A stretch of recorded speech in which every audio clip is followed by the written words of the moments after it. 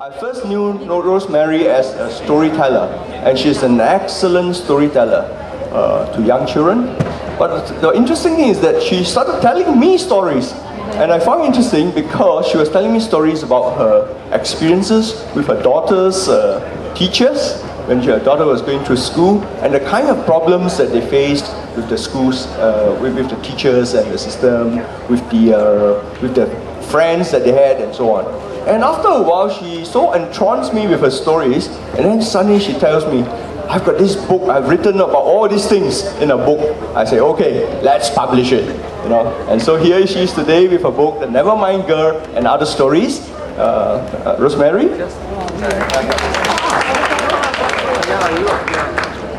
Okay. Rosemary will be doing a series of readings together with some of her friends, and they will come up one at a time each time. Yeah, she will introduce them. Hi everyone. It's a great pleasure to see all of you here. Thank you very much for coming. I can look at all the faces, and I know that many of you are personal friends, so it really means a lot to me personally that all of you are here. And for those of you who aren't, yes, I can still see faces coming in. Thank you very much for coming.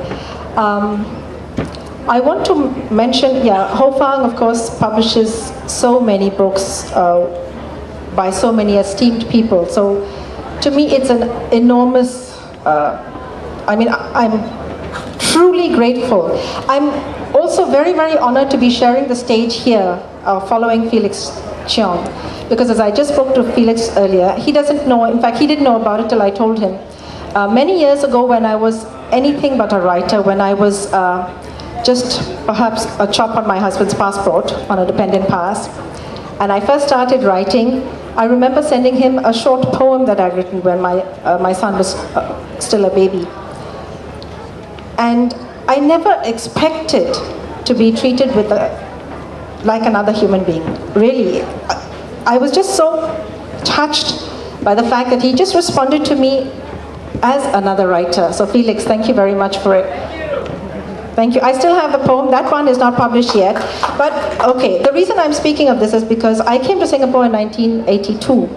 And at that time, for a variety of reasons, all of which I can understand and which I will also stoutly defend, because I do believe in the right of a country to make its own laws. I came on a dependent pass, and since we were not allowed to work, I just went into the nearest community center, and I did my best to contribute in any way that I could. Basically, just as a human being responding to a situation that you are in already. So after 10 years of being, really nobody, and with none of your qualifications accepted for any reason, but just the fact of meeting wonderful people in the course of my volunteer work, and then watching all the literary luminaries do brilliant work and being really extraordinarily touched by it, it's really a huge honor for me to be here.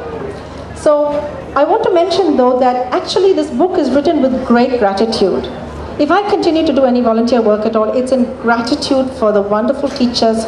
There have been very special teachers who have made it worthwhile and who have given my children an education in a safe space. I'm proud of what my children have achieved, and I have to say that it's due to their teachers. So this book is not a cute book. It's for children, but it's not a cute book. I'm a storyteller, and some of you may have seen me do absolutely ridiculous stuff on stage. I'm a storyteller. If I get paid, I'll entertain, right? So, but this particular story came out because last year and the year before, I happened to meet a couple of friends, and they told me of their children's experiences in school. And I was so stirred by it, because I was so annoyed, because I know that these things have happened. They happened when my children were young, they happened when I was young. They're the same old things that happen in schools, but somehow, so many of these things are swept under the carpet and we're not allowed to discuss it or whatever. And I couldn't take it anymore. Now I am a proud Singapore citizen. I think it's my duty to do something about it. So in the spirit of gratitude for everything that has happened, I think it's my duty to actually do what I can to make a difference. So this is how this book came out. So when I heard about that, the first story came out, The Nevermind Girl. And I was asked as a storyteller to go into a school and tell a story on Racial Harmony Day.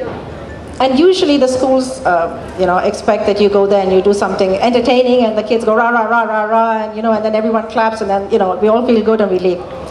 But I decided to tell this story, and so the entire assembly was seated there, and I told the story, and it became quieter and quieter and quieter. And believe me, the story does not end sadly. It does not. But as I was telling it, I could actually see girls go like that. And at a certain part in the story, one girl covered her ears. And I could see that she was actually experiencing the story. So when I finished the story, I just stopped. And then I left the stage. And as I was walking down, there was absolute silence in the hall. And as I was walking down, one of the teachers looked up to me and said, that was a really, unusual storytelling experience. So, in some way, when I passed the story on, for me, that whole farm believed in the book meant really something very much. And then, after he decided to publish the book, and again, the kind of acceptance that one gets is amazing. It's really heartening. And so, when I passed the soft copy to a couple of friends, and they wanted to read, I said, sure. All my stories are meant to be read and to be shared and to be taken ownership of. I work in the oral tradition, which is a very generous tradition. I don't claim, really, the copyright belongs to the publisher in a sense, yes, for sure. But the stories are real, they're stories that happen. And as storytellers anyways say, it's not about the facts, it's about the truth in the story. So it doesn't matter if it didn't happen, it's still a true story, right? So with that, again, it's a huge honor for me to have friends who are happy to read. So I'm not going to be doing any of the reading aloud. My friends have decided. In fact, Jessie has taken charge of it. Jessie, by the way, is an award-winning teacher she started teaching at the age of 16 in her school, and she has taught all her life. She's retired, award-winning teacher, counselor, and all that. And so she's taken charge of all of us. So Jessie will tell the rest of us and me exactly what we're supposed to do. Jessie, please.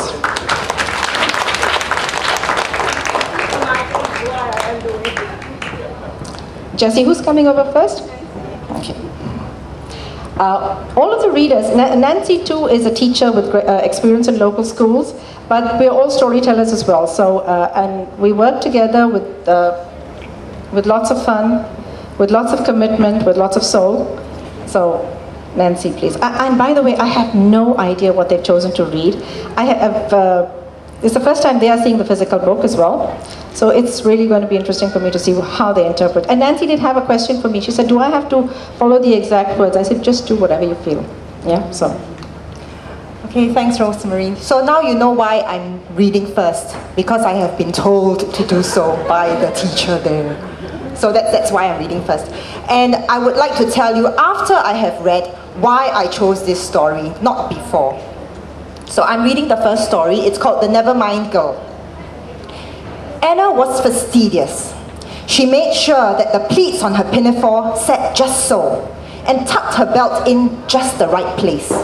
She parted her hair carefully and combed it just the way she wanted it to be. She checked that her laces were exactly the right length on both sides. Then she set off for school. It was the beginning of the school year, and she was both eager and anxious. Would any of her previous classmates be with her again? Would she be able to find new friends? Would she like her new teacher? Would her teacher like her? When she entered the classroom, she noticed a group of girls sitting on one side. They looked at her and smiled. She smiled too, quickly, and found a seat near them. She did not say anything. During the lesson, as the teacher handed out notes. One of the girls passed them to her. When the bell rang for recess, the girl looked at her and said, "Hi, I'm Josephine. You can call me Jo. Come sit with us." Anna was delighted. She had found new friends. That evening, she went home happily, a smile on her face and a song in her heart. She looked forward to the next day. At school the next morning, she made her way to Jo and her new friends. On the way, another girl looked at her and smiled. Anna smiled back too, "Hello," and moved on. When she reached her place, Jo asked, "Who was that girl you smiled at just now?" "I don't know her name," said Anna. "She smiled, so I smiled back." "Don't," said Jo. "She is not one of us." Anna said nothing. During the day, she tried not to look at the other girl, the one she had been told was not one of them. She concentrated on her new friends. The following day, as Anna lined up to get her food at recess, she chatted with the girl in front of her. When she carried her food to her table, Jo asked, "Who was that girl? Why did you talk to her? Can't you see she's not like us?" Anna said nothing. She tried not to look at that girl again. She concentrated on her new friends. She tried to be loyal to them. But when she spoke to yet another girl and was told sternly, "She's not like us," Anna asked, "Why is she not like us? Why can't I talk to her?" Anna was told, "Can't you see? Her nose is different. Her eyes are different. Her skin is different. She is not like us." "Never mind," said Anna. "She's nice. I like her." "If you want to be one of us, you cannot talk to her," said Jo. So Anna did not talk to the other girl or look at her all day. That evening, when she went home, her shoulders drooped and her heart ached.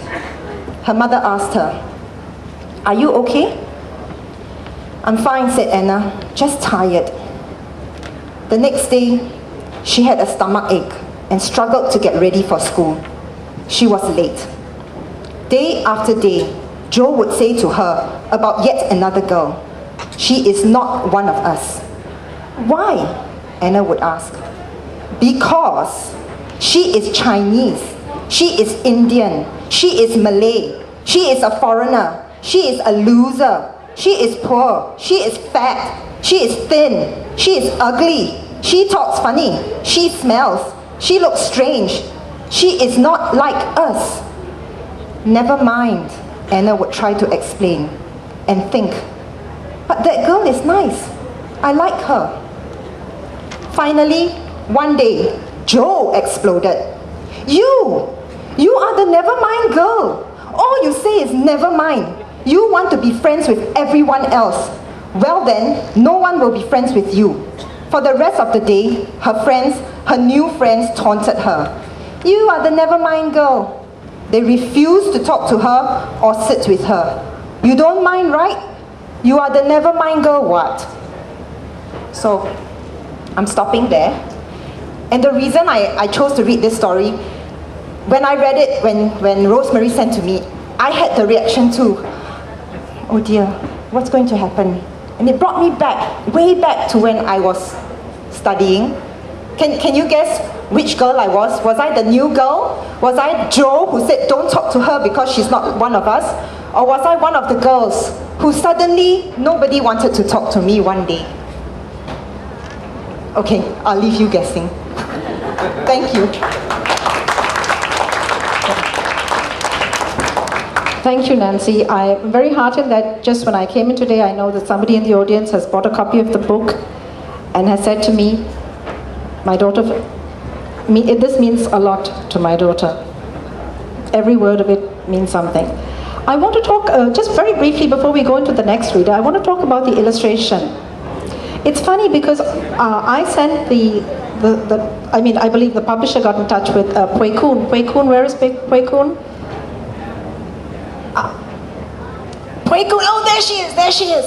Pui Kun is there. And so the story was sent to Pui Kun, and she came out with basically a couple of ideas, concepts, and the only thing I did was we decided that on the on the age of the girls, because oral stories are very neutral. They really can be told to any age.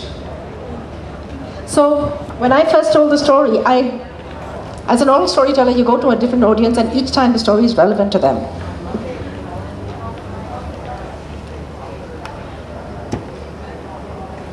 But here now we're going to, in a sense, lock it down. And so it occurred to me that actually the story could take place, because as I said, the friends that I knew, their daughters, one was in primary 1 and the other was in primary 4 and 5. And they were going through such a bad time, they were getting physically sick. They were seeing the doctor and they were having all kinds of other problems. And believe me, they were very, very motivated girls. They did everything they could. Everything that any responsible girl would do. Everything that their teachers or their principal recommended that they should do. But they were still suffering. And so I ended up sending one of the girls a copy of what Salama didn't know, that is Sharon Ismail's book. And then I ended up telling the story. So when Pui Kun did this, the illustration, to me it was, relevant. And she chose, and we will perhaps discuss with Pui Kun about her artistic intention about this later. But when when I showed it, when the book came out and I showed it to a couple of people at some other storytelling sessions, one of them looked at it and said, "Oh, why like that? Why no local people?" And I was astonished. And I thought, what do you mean there are no local people? Who says they're not local? I don't know. Then, so why are they blonde? I said, no, actually, it was never, that is, maybe Pui Kun can come. Pui Kun, maybe you want to come and talk to us about the coloring of this. Come and talk to us a little bit about this. What was it?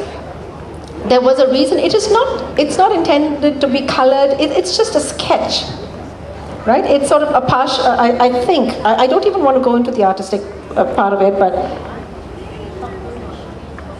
come and sit down here. Okay, and while Pui Kun decides it, I must say that what is very heartening is to find that if you look around here, there are people with different colored hair here.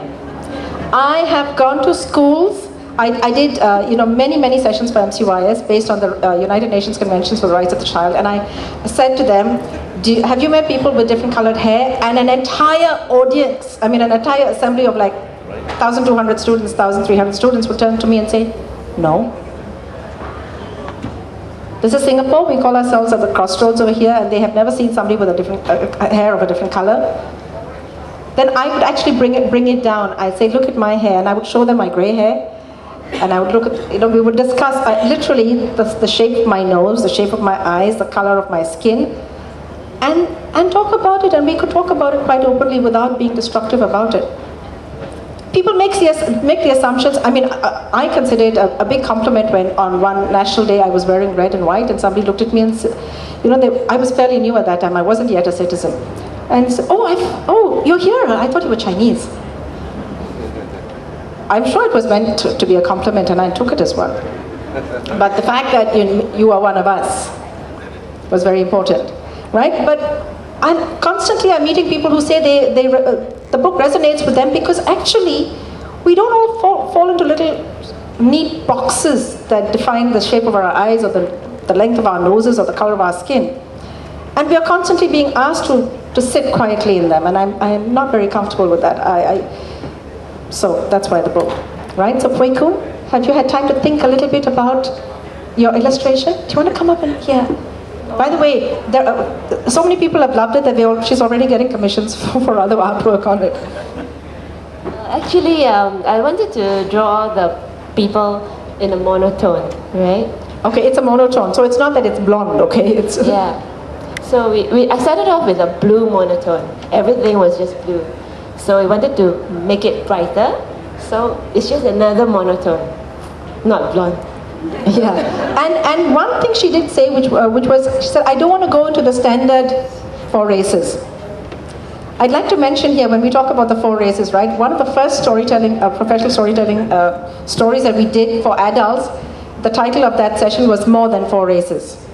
And we did that many years ago. Because I think yes, I'm Indian, but there are so many types of Indians, and there are so many types of Chinese, and there are so many types of Malay, and there are so many mixtures, and there are so many who don't fall into any of these categories. So basically, I just want to recognize what it means to be a human being first, which to me is really the essence of education, and certainly not limited to school. Okay, so our next reader. Okay. I'm constantly being mistaken for various people, and it's been always an honor when I'm mistaken for Jessie. Jessie and I have taught in the same school. We've gone in to do enrichment classes, and we've done like 6 sessions with a particular class, and the children of her class will come running up to me and say, "Auntie Jessie!" Oh, sorry. And they look very confused, and then they run to either her or me, right? So it's nice to be confused with another intelligent, articulate woman. Actually, it's a compliment for me to be mistaken for her, but it's not a compliment for her. Of course it is. When you put age before beauty. Wisdom and beautiful. Now, anyway, I'm so bossy because I've taught for 40 years, so I could just boss them around. And because I'm so concerned about them, I'm not going to take so much time to talk. Like Rosemary, when she talks, she never knows when to stop. Because I want them to have a chance to read. Yeah. So anyway, we can identify ourselves. And for me, because I was a teacher, I could identify with the teachers, and I was a parent. So as a parent, and we were all school, we were all in school, whether boys or girls, so we can identify with the children. But today, I have 2 girls, and if they read this book, they would say, "Oh, I wish you were like Mrs. Joseph." If you read Mrs. Joseph, you know what I mean. So today I'm going to fantasize. I am Mrs. Joseph. Mrs. Joseph was aghast. "The teacher reached out and snipped your belt?" "Yes, ma." "Just like that, in front of the whole class with a pair of scissors?" "Yes, ma." Mrs. Joseph was breathing very deeply. "You go and rest now, Liz." Then she went into her bedroom, dialed the school office and said, "I would like to speak to the principal, please." "I'm afraid she's not available. Who is this?" "My name is Mrs. Joseph. I am a parent."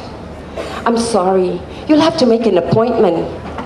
"I am Mrs. Joseph, and I insist on speaking to someone now, the vice principal or anyone else." The vice principal came on the line. "Mrs. Joseph?" "Yes, how can I help you?" "Do you know what your teachers did today?" "How dare you snip my daughter's belt? That was her uniform. I paid for it. How dare you? I could sue you." "Mrs. Joseph, please calm down. Whose belt was being snipped?" "My daughter Liz's belt was cut." "Liz's belt was cut? By whom?" "My daughter Liz's belt was snipped by one of your teachers. Can you please explain to me exactly what she did wrong? Can you please explain to me exactly what goes on in a teacher's mind that she can reach out with a pair of scissors and cut a piece of someone else's clothing?" "Oh dear. Oh dear, Liz's belt was cut. Oh dear. Mrs. Joseph, let me find out." "Yes, you find out. You will find out that they are laughing at Liz, laughing at you. Of all the students in your class, Liz was the one who tried her best to follow your rules and guidelines. And she was the one who was penalized first. The others tease her for being good. All the others with creative belts got away. Ha! So there you go." "Yes, I agree Liz is a good girl. Can you tell me which teacher cut her belt?" "I don't know, and I don't care. All I know is that if I had been a teacher in your school, I would have refused to obey such an order. How can you reach out and cut someone else's clothing? How can you do that? If there's anything I learned in school, it was to stand up for what I believe in." "Mrs. Joseph, please calm down. You must understand, the intention was not to target her, But the students who continue to be recalcitrant, you know, they can be very defiant. The discipline mistress has a very hard time, a very difficult time. You don't know what kinds of problems we have here in our school. Mrs. Joseph, yes, I understand that. But you must understand that you cannot force everyone to obey every single rule. That is not possible in society. There will always be ones on the edge, on the fringes. They will always test your boundaries. That is normal. You cannot change that. You're trying to force all the students to look alike. But it's natural for teenagers to try to be different. It's part of growing up. You cannot completely control that. You cannot try to break their spirit or their hearts. The words just tumbled out of her. She could not stop them. The vice principal was very patient and empathetic. She listened to Mrs. Joseph rant and rave until the storm of emotion passed. She promised to look into the matter and apologized for the mistake. After a long time, Mrs. Joseph came out of her bedroom, looking calm and composed. Liz was in her room. She did not indicate whether she had heard anything. For a moment, both girls were quiet as they looked at each other and their mother. Then Liz said to her mother and sister, "Now I know what it means to be too good. It's not worth it." All right. Now you know why I wish I was Mrs. Joseph. She seems to have all the right words in the right place. When you're so emotionally charged, if I was that mother at that time, I would probably say all the wrong things and just not get my point across. But I think point taken. Thank you. Thank you, Jessie. Jessie reads so well, so articulately, I can't even see myself being like that. Mrs. Joseph, fortunately, has more sense than I do.